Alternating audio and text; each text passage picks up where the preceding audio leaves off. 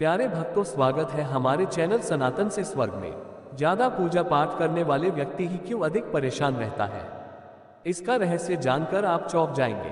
प्यारे भक्तों, वीडियो शुरू करने से पहले अगर आप हमारे चैनल में पहली बार प्रवेश किए हैं तो कृपया चैनल को सब्सक्राइब करें और वीडियो को लाइक करें और हमारे परिवार का सदस्य बने।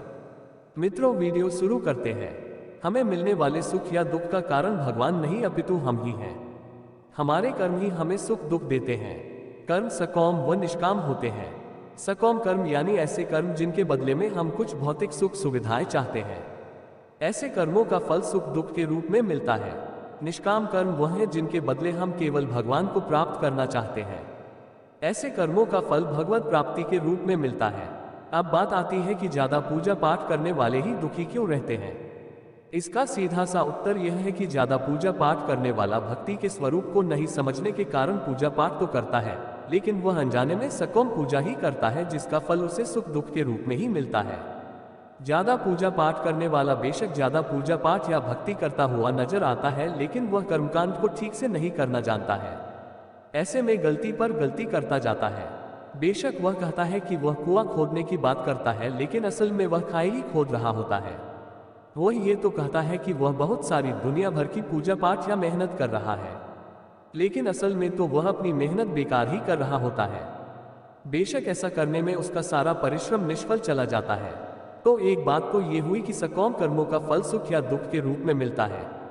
हो सकता है कि उसके पूर्व कर्मों की वजह से उसकी जिंदगी में दुख बहुत लिखे हों और पूजा पाठ से बेशक कम हुए हों, लेकिन फिर भी आप यही सोच रहे हो कि भगवान हमें इतनी पूजा पाठ के बाद भी दुखी दे रहे हो। और दूसरी बात यह है कि आप गलत तरीके से या बिना विधि विधान के जाने ही पूजा पाठ कर रहे हो। आप बेशक अत्यधिक पूजा पाठ कर रहे हो, लेकिन उनका प्रभाव उल्टा या निष्फल हो रहा हो। लगता है यहाँ तक आपको सब समझ आ गया होगा।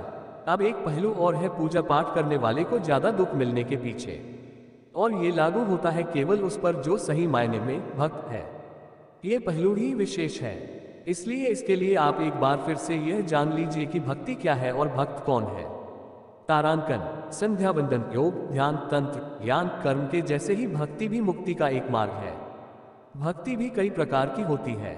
इसमें श्रवण, भजन, कीर्तन, नाम जप, स्मरण, मंत्र जप, पाद सेवन, अर्चन, वंदन, दास्य, सख्य, पूजा, आरती, प्रार्थना, सत्संग आदि शामिल है। इसे नवधा भक्ति कहते हैं। अब आपको बताता हूँ भगवद गीता में उल्लेखित 4 तरह के भक्तों के बारे में। पहले नवधा भक्ति क्या है ये पढ़ते हैं और इसे शॉर्टकट में समझते हैं। श्रवण कीर्तन विष्णु स्मरण पाद सेवन, अर्चन वंदना दास्यम सख्यमात्म निवेदन। 1 श्रवण, 2 कीर्तन, 3 स्मरण, 4 पाद सेवन, 5 अर्चन, 6 वंदन, 7 दास्य, 8 सख्य और 9 आत्मनिवेदन। अब बात करते हैं 4 प्रकार के भक्तों के बारे में। गीता में भगवान श्री कृष्ण कहते हैं, चतुर्विधा भजन्ते मां जना सुकृति नोर्जुन। तारांकन, आर्तो जिज्ञासुरर्थार्थी ज्ञानी च भरतर्षभ। तारांकन, तारांकन अर्थात हे अर्जुन, आर्त जिज्ञासु, अर्थार्थी और ज्ञानी। तारांकन, ये 4 प्रकार के भक्त मेरा भजन किया करते हैं।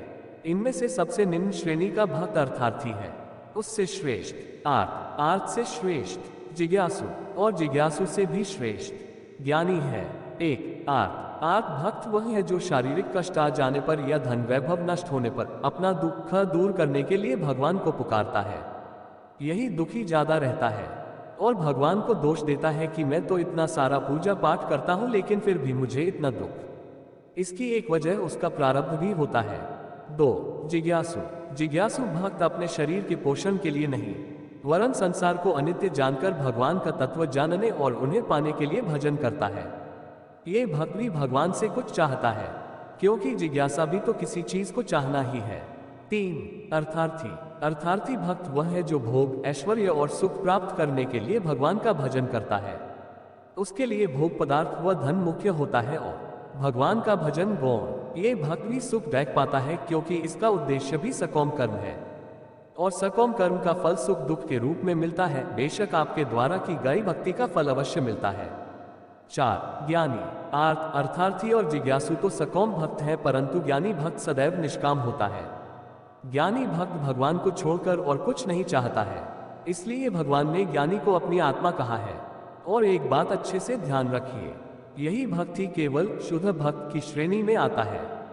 ज्ञानी भक्त के योगक्षेम तारांकन का वहन भगवान स्वयं करते हैं। इनमें से कौन सा भक्त है संसार में सर्वश्रेष्ठ? तेषा ज्ञानी नित्ययुक्त एक भक्तिर विशिष्यते प्रियो ही ज्ञानिनोत्यर्थमः सच्च मम प्रिय। तारांकन। तारांकन अर्थात इनमें से जो परमज्ञानी है और शुद्ध भक्ति में लगा रहता है वह सर्वश्रेष्ठ है, क्योंकि मैं उसे अत्यंत प्रिय हूं और वह मुझे प्रिय है।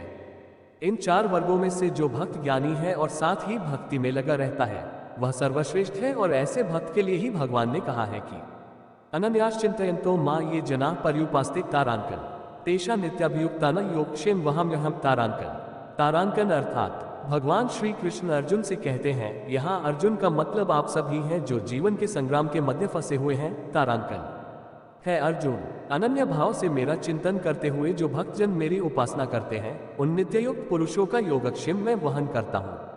आदिगुरु श्री शंकराचार्य जी का मत है कि अप्राप्त वस्तु को प्राप्त करना योग और प्राप्त वस्तु का रक्षण करना क्षेम कहलाता है। हमारे जीवन का संघर्ष भी तो प्रायः 2 भागों में विभाजित ही रहता है कि हमारी सारी भागदौड़ अप्राप्त की प्राप्ति के लिए ही होती रहती है और हम चिंतित रहते हैं उस सबके रक्षण के लिए जो हमारे पास है। वस्तुतः हमारा कोई भी कार्य तभी यशस्वी हो सकता है जब हम अनन्याश्चिन्तयन्तो अर्थात संकल्प के विषय में निरंतर सोचते रहें। हमारा चिंतन पल भर को भी बाधित न हो। पर्युपासन परि इक्वल्स अच्छी तरह एवं उपासन इक्वल्स सर्वस्व समर्पण अर्थात एक निश्चित लक्ष्य के लिए हर संभव प्रयास और नित्ययुक्ता अर्थात आत्मसंयम। इस तरह जब संकल्प का सातत्य, सर्वस्व समर्पण और आत्मसंयम ये 3 कुंजियां हमारे हाथ लगती हैं तो भाग्य का ताला स्वयं ही खुल जाता है। अर्थात योगक्षेम का भार स्वयं भगवान वहन किया करते हैं। यही शाश्वत सत्य है। अब इसको बिल्कुल सरल भाषा में समझ लीजिए। एक लाइन में भगवान कहते हैं कि जो परमज्ञानी भक्त हैं और जो अनन्य भाव से मेरी उपासना करते हैं उनकी जो जरूरतें हैं वह सब वो अपने आप पूरी करते हैं, और जो आपके पास है उसकी रक्षा का भार भी स्वयं भगवान अपने कंधों पर लेते हैं। ये ठीक उसी तरह है जैसे एक छोटे बच्चे के खान पान, रहन सहन आदि की सारी जिम्मेदारी माता अपने सिर पर लेती है। बच्चे को इस विषय में चिंता करने की जरूरत नहीं होती है, माता इस विषय में स्वयं चिंता करती है। अगर हम ऐसे अनन्य भक्त बन जाते हैं तब आप यह नहीं कह सकेंगे कि हम तो इतनी सारी पूजा पाठ करते हैं फिर भी इतने दुखी क्यों हैं। एक बात और भी है, कई बार भक्त पर भगवान की विशेष कृपा होती है जिसके फलस्वरूप भगवान प्रयास करते हैं कि आपके प्रारब्ध का फल इसी जन्म में या एक ही बार में कट जाए। ऐसे में वे आपसे ज्यादा पूजा पाठ भी करवा सकते हैं, क्योंकि फल तो कर्म करने से ही मिलेगा। ऐसे में आपको इसे दूसरे दृष्टिकोण से समझना होगा। इसे आप भगवान की कृपा ही समझिए। कई बार जीवन के अंत में या मृत्यु के समय आपको भगवान अत्यधिक कष्ट भी दे सकते हैं। असल में वो कष्ट तो आपके कर्मों के ही होते हैं, लेकिन उन कष्टों को भगवान इस तरह से व्यवस्थित कर देते हैं कि अंत समय कष्टों की वजह से केवल भगवान का नाम ही याद रहे, ना कि किसी सगे संबंधी या भौतिक विषय वस्तु का। और मृत्यु के समय हमारा जो भाव होता है हम उसी को प्राप्त करते हैं। ऐसे में भगवान की याद बनी रहने से ईश्वर आपके लिए भगवत धाम का रास्ता खोल देते हैं। तो ऐसे में यह ना कहे कि भगवान ने उन्हें इतने कष्ट दिए, वो तो इतना पूजा पाठ करते थे।